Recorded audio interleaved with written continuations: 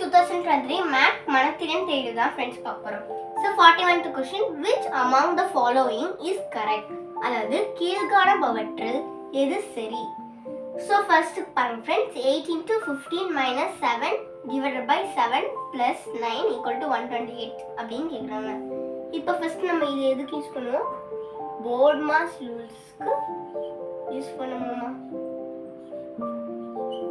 உங்களுக்கு இது எப்படி பண்ணணும்னு தெரியலனா உங்களுக்கு ஐபடன்ல லிங்க் கொடுத்துருக்கேன் ஃப்ரெண்ட்ஸ். ஸோ இப்போ இந்த போர்ட் மாஸ் இருக்கா, ஃபர்ஸ்ட் நம்ம என்ன பண்ணுவோம்? டிவிஷன் தான் பண்ணுவோம். ஓகேவா? டிவிஷன் இங்கே என்ன இருக்கு? ஸோ அதை அப்படியே போட்டுக்குவோம். ஸோ 8 into 15 divided minus 7, இங்கே டிவிஷன் பண்ண நம்மளுக்கு 7 divided by 7 நம்மளுக்கு தெரியும் 1. ஓகேவா? ப்ளஸ் 9 அப்புறமா ஈக்குவல் டு 128. ஓகேவா? இப்போ பாருங்க ஃப்ரெண்ட்ஸ், நெக்ஸ்ட் என்ன பண்ணுவோம்? டிவிஷனுக்கு அப்புறம் நம்ம மல்டிப்ளிகேஷன் பண்ணுவோமா? மல்டிப்ளிகேஷன் பண்ணால் நம்மளுக்கு என்ன வருது? 120 வருது. இப்போ 120 minus 1 plus 9 equal to 128. இப்போ இதில் பாருங்க ஃப்ரெண்ட்ஸ், இதுங்க வந்து நம்ம -1 + 9 தான் பண்ணுவோம். ஸோ அப்படின்னா பண்ணால் நம்மளுக்கு என்ன வருது? +8 தான் வருது. ஸோ இதுவும் எப்படி இன்டீஜர் பண்ணுறதுன்னு தெரியலனா உங்களுக்கு ஐபட்டன்ல லிங்க் கொடுத்துருக்க ஃப்ரெண்ட்ஸ், அதை டச் பண்ணி பார்த்துக்கோங்க. இப்போ இந்த -1 + 9 பண்ணால் நம்மளுக்கு +8 தான் ஃப்ரெண்ட்ஸ் வருது. ஸோ நம்ம +8ன்னு போட்டால் நம்மளுக்கு தெரியும் 128 தான் வரும் அப்படின்னு. ஸோ அப்படின்னா இதுதான் ஃப்ரெண்ட்ஸ் கரெக்டு. மற்றதெல்லாம் நீங்கள் போட்டு பார்த்தீங்கன்னா ராங்காக தான் ஃப்ரெண்ட்ஸ் வரும். இதுக்கு ஆன்சர் வந்து பார்த்தீங்கன்னா இந்த first one. 42 question friends, if 7 plus 11 324 and 8 plus 12 equal to 400, then 9 plus 6 what? அப்படிங்கிறாங்க. அப்புறமா தமிழ்ல 7 plus 11 324 மற்றும் 8 plus 12 400 எனில் 9 plus 6 என்ன அப்படின்னு கேட்குறாங்க. இப்போ ஆப்ஷன்ஸ் பாருங்க ஃப்ரெண்ட்ஸ், 625 225 125 1225. 10 plus 11 அப்படின்னு போட்டிங்கன்னா உங்களுக்கு 18 கிடைக்கும்ல. இப்போ நீங்க அந்த 18 உடைய ஸ்கொயர், அதாவது ஹோல் தி ஸ்கொயர் போட்டிங்கன்னா உங்களுக்கு இந்த 324 தான் ஃப்ரெண்ட்ஸ் கிடைக்கும். நெக்ஸ்ட் பாருங்க ஃப்ரெண்ட்ஸ், 8 plus 12. ஸோ 8 plus 12 நம்மளுக்கு தெரியும் 20. ஸோ அப்படின்னா 20யோட ஹோல் ஸ்கொயர் என்னது? நம்மளுக்கு தெரியும் 400. ஸோ அதுதான் வந்து இங்கே போட்டிருக்காங்க. அப்படின்னா நம்ம 9 plus 6 நம்மளுக்கு தெரியும் 15. அப்படின்னா 15ஓட ஹோல் ஸ்கொயர் நம்மளுக்கு போட்டோம்னா நம்மளுக்கு 225 கிடைச்சிடும்ல. ஸோ இங்கே 225 தான் ஃப்ரெண்ட்ஸ் வரும். So second option 225. இப்போ 43 கொஸ்டின் பாருங்க ஃப்ரெண்ட்ஸ், ஃபைண்ட் தி மிஸ்ஸிங் லெட்டர்ஸ், அதாவது தமிழ்ல விடுபட்ட எழுத்துக்களை கண்டறியவும். So first AAB -AA -BBB -AA -BBB அப்படின்றாங்க. ஆப்ஷன்ஸ் வந்து இந்த மாதிரி கொடுத்துருக்காங்க. இப்போ பாருங்க ஃப்ரெண்ட்ஸ், இங்கே 2 A போட்டதுனால நம்ம இங்கே 2 B போட்டுக்கலாம். ஓகேவா? இப்போ இங்கே 2 A போட்டிருக்காங்க, அதே மாதிரி இங்கே வந்து BBB போட்டிருக்காங்க. ஸோ அதனால நம்ம இங்கே AA போட்டிருக்கோம்.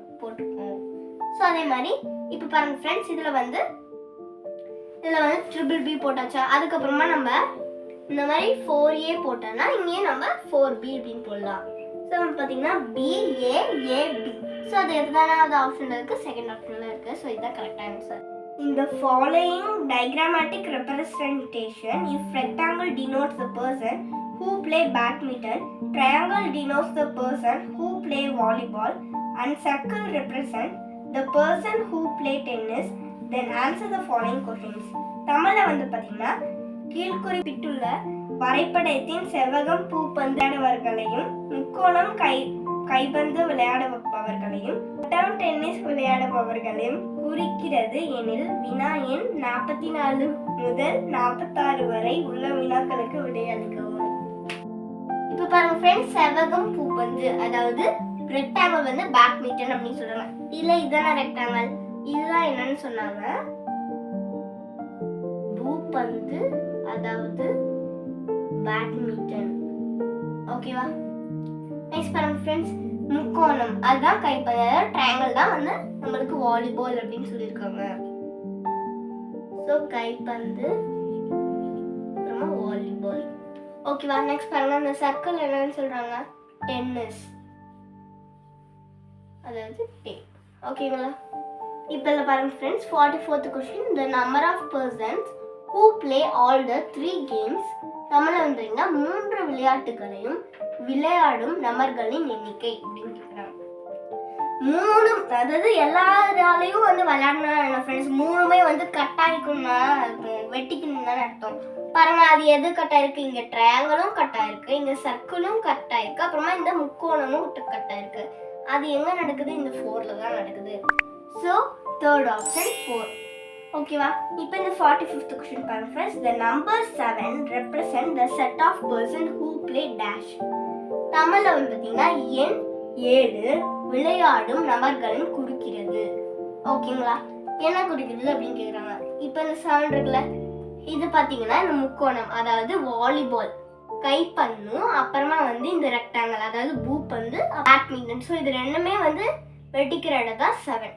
ஸோ அப்படின்னா இது வந்து பார்த்தீங்கன்னா only volleyball and badminton but not tennis. தமிழில் வந்தீங்கன்னா கைப்பந்து மற்றும் பூப்பந்து மட்டும், ஆனால் டென்னிஸ் இல்லை. ஓகேவா? ஸோ அப்படின்னா இது வந்து தேர்ட் ஆப்ஷன்.